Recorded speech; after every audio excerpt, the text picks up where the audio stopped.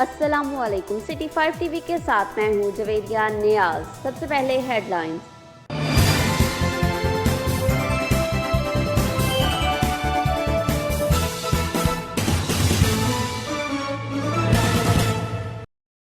दीपालपुर तेज रफ्तारी के बायस दूध वाली गाड़ी को हादसा ड्राइवर को नींद आने की वजह से पेश आया। हादसा के नतीजे में ड्राइवर शदीद जख्मी जबकि साथ मौजूद शख्स मामूली जख्मी।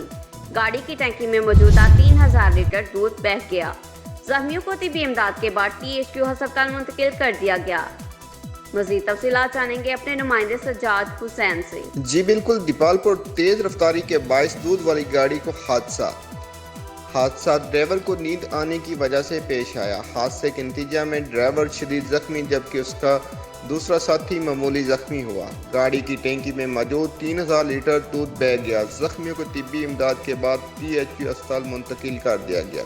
कैमरामैन टीम के साथ सज्जाद हुसैन बोदला, सिटी 5 न्यूज़, दीपालपुर। खबरों से बाखबर रहने के लिए हमारा पेज जरूर लाइक करें। जवेरिया ने आज को दीजिए इजाज़त। अल्लाह निगहबान।